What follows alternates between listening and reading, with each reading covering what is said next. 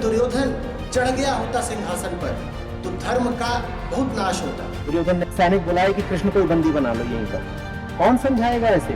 आगे जाकर कृष्ण कहते हैं वे मरेंगे नहीं। जिस क्षण इन्होंने तय करा था कि ये मेरे विरुद्ध खड़े होंगे, ये मर गए।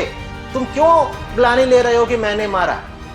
अर्जुन को कोई युद्ध की निस्सारता थोड़ी ही दिखने लगी थी, उसके भीतर तो स्वजनों का मोह उठने लगा था। जो अपने खिलाफ जाने को तैयार हो, कृष्ण उसके लिए है। अब कृष्ण प्रयास करते हैं तो वो प्रयास कुछ ऐसा प्रबल होता है कि 20 शताब्दियां बीत चुकी हैं, लेकिन भगवत गीता सूरज की तरह आज भी चमक रही है।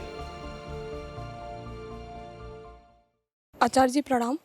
आचार्य जी, मेरा प्रश्न ये है कि जैसे हमारे देश में आस्था और धर्म के नाम पर जो दंगे हो रहे हैं, एक समाज द्वारा पत्थर फेंके जा रहे हैं तथा दूसरे समाज द्वारा अजान के विरोध में 5 बार हनुमान चालीसा गाई जा रही है, और साथ ही साथ डीजे पर अभद्र लोगों द्वारा जय श्री राम के नारे लगाए जा रहे हैं, और जिसमें कि मुझे कहीं भी राम के प्रति सम्मान और प्रेम दिखाई नहीं देता है। तो आचार्य जी, क्या ये अपने अहंकार वश कर रहे हैं या सच में उनमें भगवान के प्रति प्रेम है? कृपया इस पर टिप्पणी करें। टिप्पणी की बहुत आवश्यकता ही नहीं है, आप समझ ही गई हैं। वही है जो आप कह रही हैं। इसमें किधर से भी धर्म की कोई बात नहीं है। ये बस अपने अहंकार को ही और ईंधन दिया जा रहा है।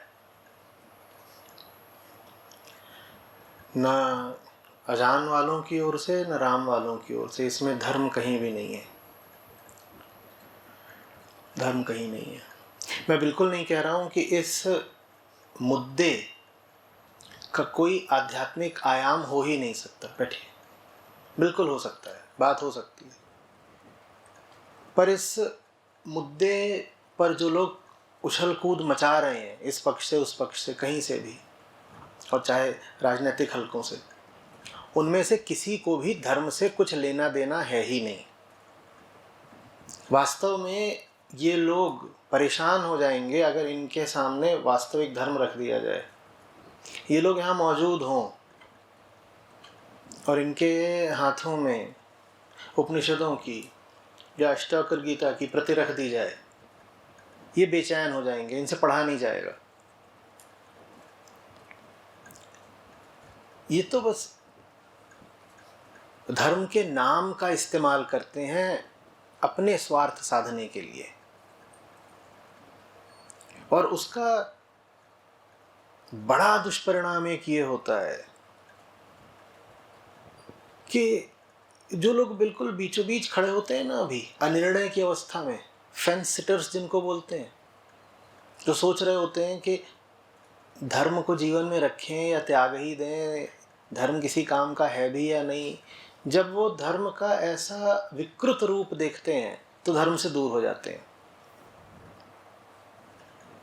धर्म का अर्थ ही बन जाता है दंगेबाजी, फसाद, नारेबाजी, घृणा। इन लोगों से पूछो तुम्हारे धर्म में भगवत गीता है कहीं?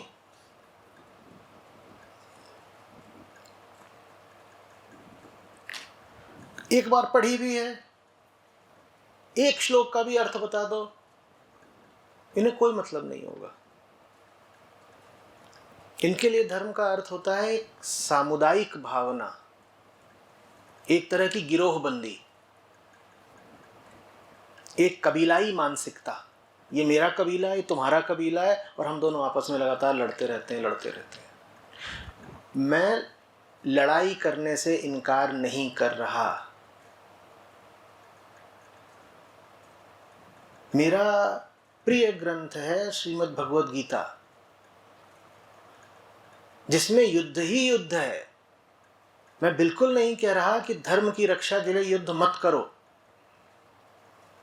मैं तो कह रहा हूं प्रतिपल जीवन युद्ध ही है, युद्ध तो करना ही करना है, युद्ध से पीछे कैसे हट सकते हैं। लेकिन मैं कह रहा हूं कि ये लोग जिस तरह का युद्ध कर रहे हैं उसमें धर्म कहीं नहीं है। धर्म की रक्षा के लिए भी युद्ध करे जाते हैं। इसका अर्थ ये नहीं है कि जितने युद्ध हो रहे हैं दुनिया में वो सब धर्म की खातिर हो रहे हैं।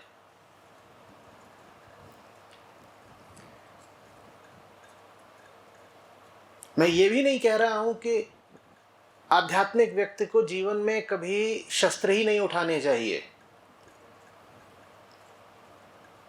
जब कृष्ण अर्जुन को कह सकते हैं कि उठाओ गांडीव, ये क्या कमजोरी है? ये क्या बता रहे हो कि हाथ पांव कांप रहे हैं, त्वचा जल रही है, लड़ा नहीं जाएगा, मैं गांडीव रख रहा हूं, रथ में पीछे जाकर बैठ रहा हूं, ये सब नहीं चलेगा।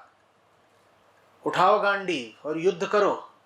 और युद्ध ही भर नहीं बोलते, जब भीष्म सामने है तो कहते हैं वध करो, कर्ण सामने है, अर्जुन कहते हैं मुझसे नहीं होगा, वो रथ से नीचे उतरा हुआ है, उसके हाथ में धनुष भी नहीं है, कहते हैं वध करो। अध्यात्म में न युद्ध की मनाही है न वध की मनाही है, लेकिन अध्यात्म कहीं हो तो सही।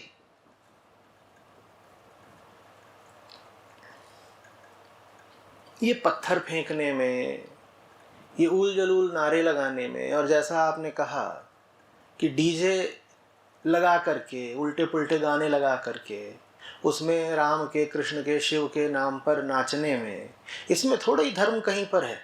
ये तो धर्म का अपमान है।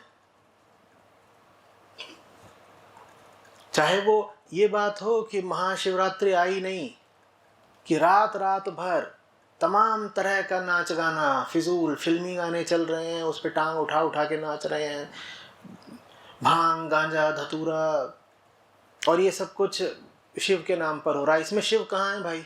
क्यों शिव का अपमान कर रहे हो ये सब कुछ करके?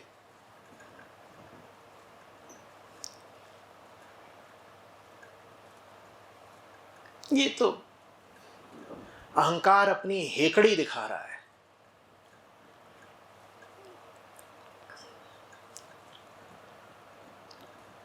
समझ में आ रही बात?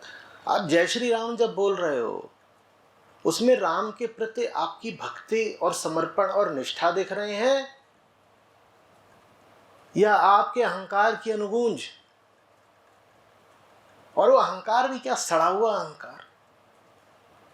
किस बात का अहंकार? कौन हो तुम? क्या तुम्हारे जीवन की आंतरिक उपलब्धियां हैं? कितना तुमने स्वयं को जीता है? क्या तुमने संसार में अर्जित किया है? कुछ नहीं, पर अहंकार बहुत बड़ा। ये वो अहंकार है जो दुनिया में कुछ नहीं कर सकता, ना वो आंतरिक जगत में अपने कुछ कर सकता है।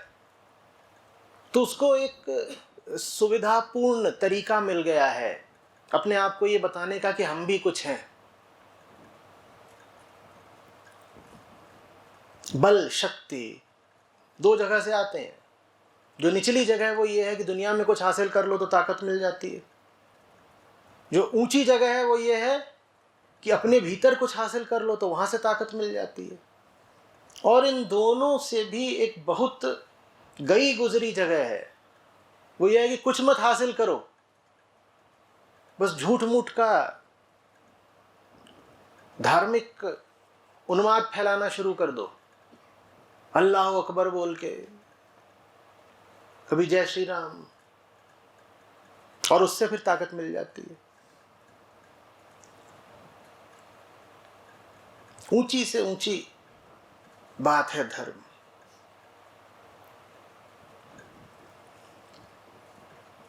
और ये अक्षम्य अपराध है यदि धर्म का इस्तेमाल किया जाए किसी निचले उद्देश्य को साधने के लिए। निचला उद्देश्य क्या? अहंकार।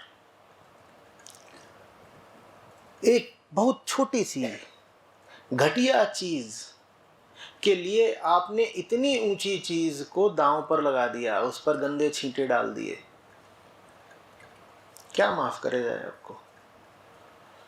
और एक बात और बताता हूं, जब असली धर्म युद्ध का समय आएगा ना, तब ये सब दंगाई फसादी ये कहीं नजर नहीं आएंगे, क्योंकि इनमें दम ही नहीं है असली लड़ाई लड़ने का। शोर मचाना एक बात है और अर्जुन हो जाना बिल्कुल दूसरी बात है।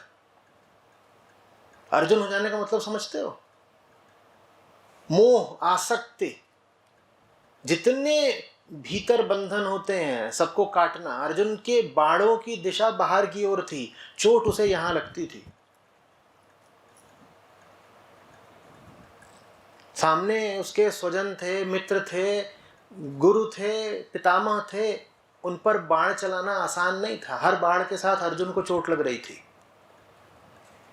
जब असली युद्ध का समय आएगा तब ये दंगाई कहीं नजर नहीं आएंगे, क्योंकि इनमें दम ही नहीं है अपने ऊपर चोट खाने का। अपने ऊपर चोट खाने का मतलब ये नहीं होता कि हाथ पे चोट लग गई, कंधे पर चोट लग गई, अहंकार पर चोट लगना। अपना मोह छोड़ने को तैयार हो, कृष्ण की कठपुतली बनने को तैयार हो,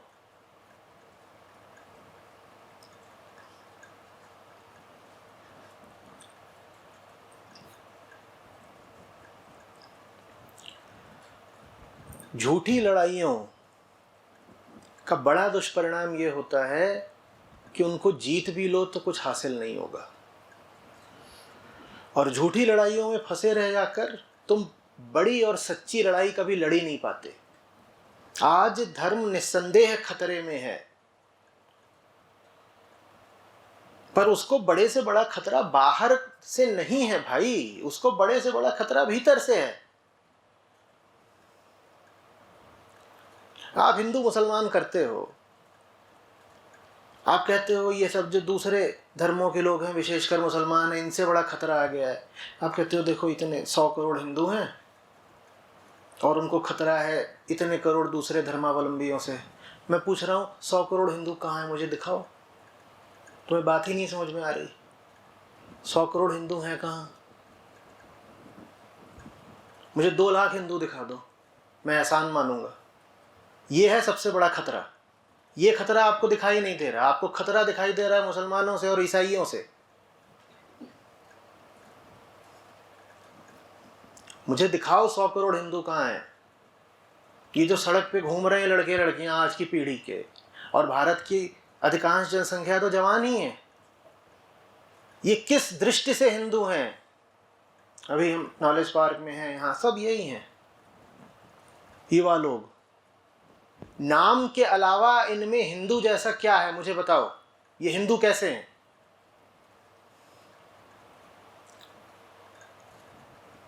इन्होंने तुम्हारा कौन सा ग्रंथ पढ़ा है?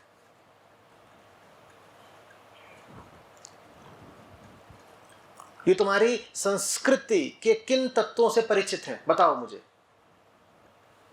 इनमें उपनिषदों के प्रति प्रेम है, इनमें गीता, राम, कृष्ण, शिव, किसके प्रति प्रेम है मुझे बताओ। और आपने इनको जो नाम भी दे रखा है ना, जिससे भारतीयता की जरा सूचना आती है, ये तो उस नाम को भी नहीं रखना चाहते।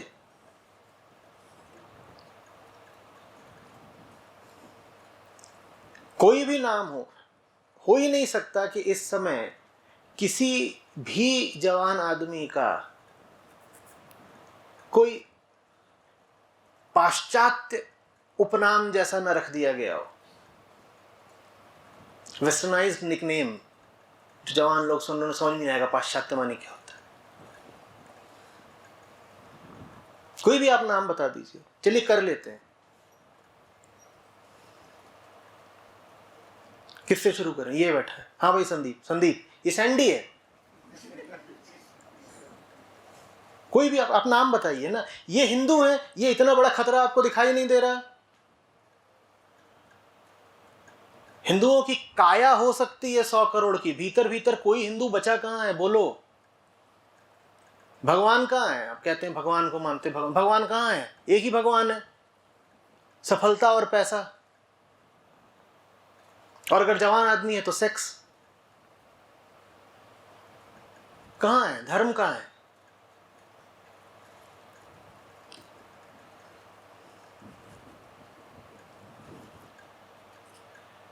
आपका क्या नाम है? एंकी। अंकुर हो गया एंकी। आपको थोड़ा सा विचार करिए ना, क्यों जरूरी है अंकुर का एंकी बनना?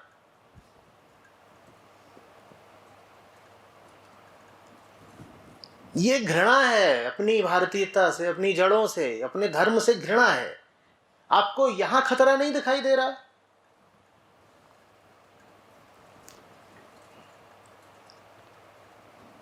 हमें घर घर उपनिषद कार्यक्रम क्यों करना पड़ रहा है? उपनिषद कोई विरल लुप्त ग्रंथ नहीं है, आसानी से मिल सकते हैं, पर हमें थमाने पड़ रहे लोगों के हाथ में। क्योंकि थमाओ नहीं तो कोई पढ़ने को राजी नहीं है। आपको यहां खतरा नहीं दिख रहा, आपको खतरा दिख रहा है मस्जिद से आता हुआ। मस्जिद से खतरा आ रहा है कि नहीं आ रहा है, ये एक अलग विचार का, विवाद का विषय हो सकता है। वो विचार अलग से कर लेंगे, वो मुद्दा अलग है। लेकिन बड़ा खतरा जहां है, आप उसकी बात क्यों नहीं कर रहे?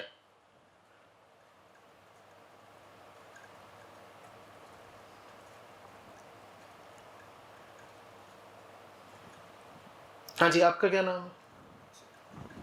अक्की।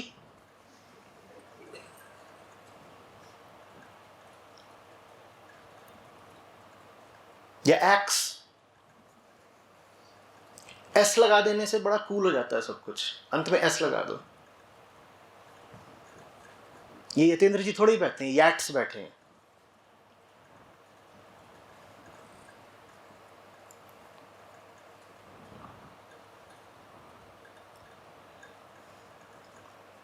कोई वजह होगी ना कि ये हो रहा है।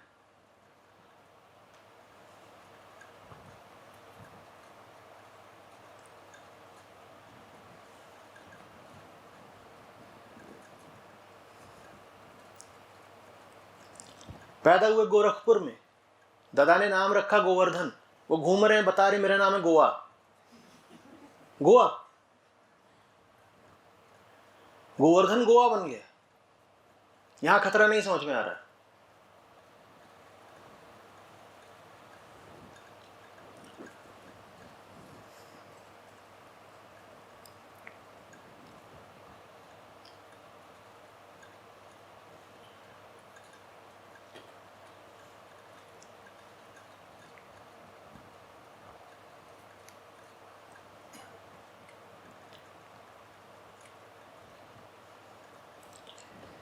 हमारा हिंदी चैनल है, उस पर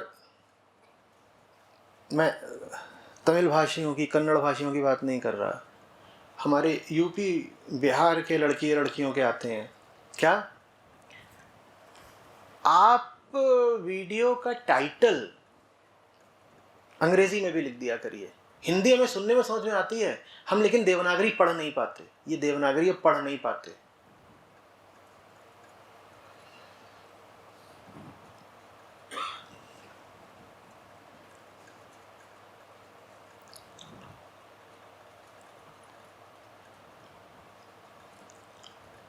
और ये साधारण लोगों का ही हाल भर नहीं है। अभी मैं दिल्ली यूनिवर्सिटी परसों ही गया था, उन लोगों ने एक समारोह रखा था, अद्वैत समारोह करके कुछ। तो उसमें बड़ा अच्छा कार्यक्रम था। सबसे पहले तो उनकी प्रशंसा करूँगा। उसमें लेकिन जो उद्घोषिका थी, वो बच्ची, वो बोल रही है ये कार्यक्रम किया गया है ताकि आप सबको अध्यात्म से वंचित करा जा सके। उसको वंचित और परिचित में अंतर ही नहीं पता। ये आपको वंचित कराने के लिए ये कार्यक्रम किया जा रहा है। मैं बैठा हूँ बगल में खड़ा हूँ, ताक रहा हूँ घर में। यहाँ आपको खतरा नहीं दिखाई दे रहा। बात हंसने की नहीं है। आपके अपने बच्चे स्कूलों में जा रहे होंगे जहाँ पे हिंदी बोलने पर जुर्माना लगता है और जहाँ हिंदी पढ़ाई भी नहीं जाती।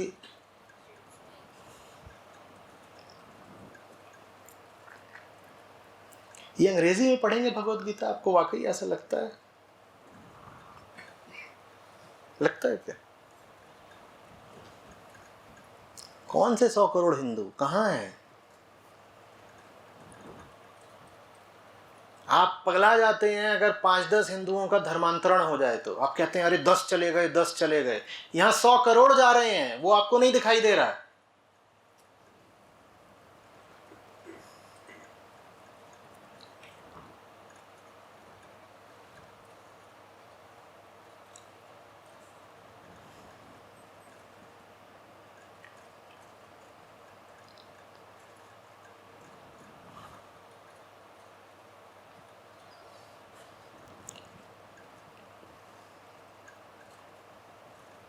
पैप्स एंड मॉम्स, बड़ा अच्छा लगता है ना जब बिटिया रानी बोलती पैप्स।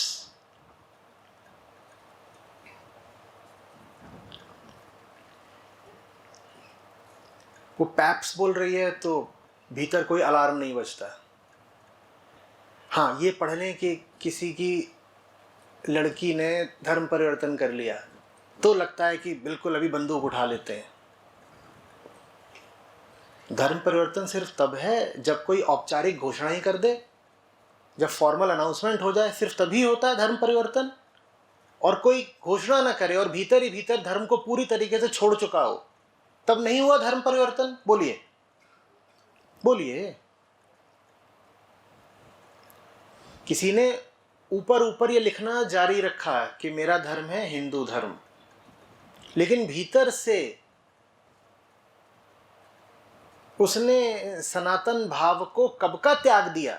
इसको आप धर्म परिवर्तन नहीं गिनेंगे क्या?